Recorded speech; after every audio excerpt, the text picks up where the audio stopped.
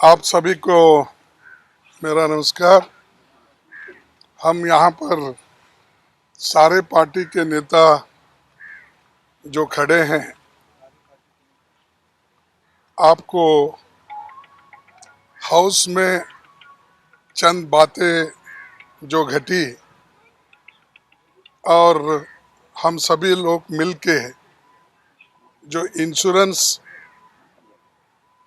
Amendment bill को लेकर लड़ रहे थे।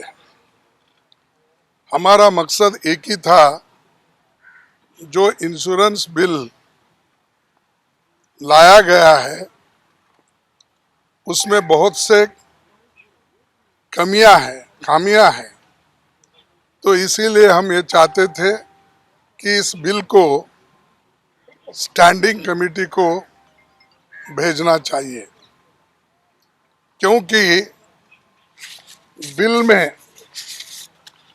मैं आपको जरा पढ़ के बताता हूं, क्योंकि जो हमारे फाइनेंस मिनिस्टर हैं और बीजेपी की सरकार के जो स्पोक्स पर्सन्स है, नुमाइंदे हैं, वो बाहर अलग ढंग से प्रचार करते हैं और हाउस के अंदर भी गुमराह करने की बात फाइनेंस मिनिस्टर ने की।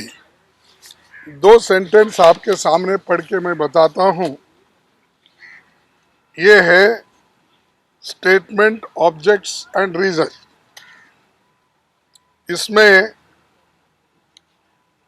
Accordingly the insurance amendment bill 2021 amending the Insurance Act 1938 seeks inter alia to provide for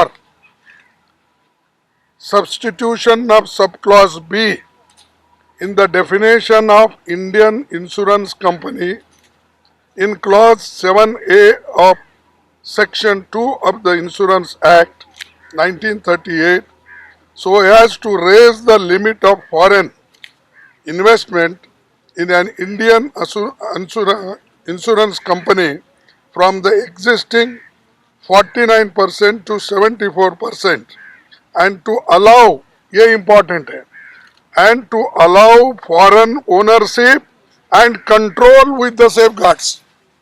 यानी यहाँ के कंपनियों को जो भी पैसा मिलेगा, एफडीआई आएगा, जो इन्वेस्ट करेंगे, उस पे आहिस्ता आहिस्ता फॉरेन कंपनी का ओनरशिप देने का भी उन्होंने इसमें प्राविधान किया है और उसको कंट्रोल करने का भी प्राविधान दिया है।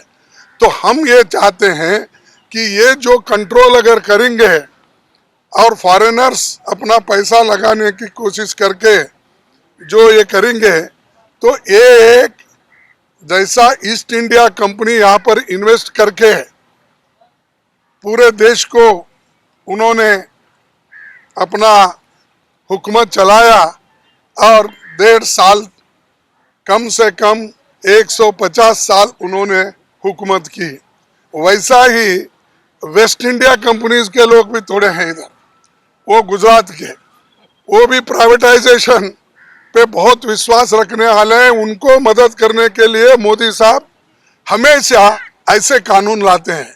और ये जो है इंश्योरेंस, एक ही उसमें फॉरेन डायरेक्ट इन्वेस्टमेंट के नाम से जो डिसइन्वेस्टमेंट कर रहे हैं, सिर्फ एक सेक्टर में नहीं, वो रेल में आ रहा है, रोड में आ रहा है, उसके बाद होटल्स में आ रहा है, बैंक्स में आ रहा है, हर चीज में आ रहा है। और हर चीज में जो रिजर्वेशन मिलता था, उस रिजर्वेशन को भी खत्म करने की एक चाल है। खास करके ओबीसी को, एससी एसटी को जो अश्योर्ड जॉब्स मिलते हैं, उन जॉब को खत्म करने का एक तरीका है। इसीलिए फाइनेंस मिनिस्टर ने अपने एक लिस्ट में उन्होंने बताया कि कितने प्राइवेट कंपनीज है, कितने पब्लिक सेक्टर्स हैं, और उन्होंने ये बताया कि कितने नौकरियां प्राइवेट सेक्टर्स में हैं और कितने नौकरियां पब्लिक सेक्टर में है।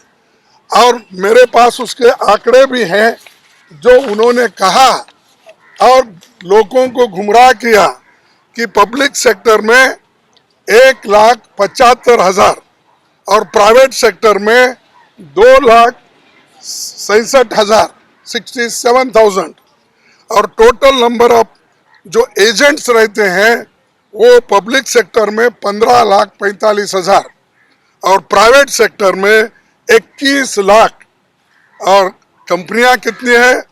पब्लिक सेक्टर में सिर्फ 6 कंपनी है, 1,65,000 वहां पर जॉब मिलते हैं और प्राइवेट में 50 है, वहां पर सिर्फ 2,67,000 मिलते हैं।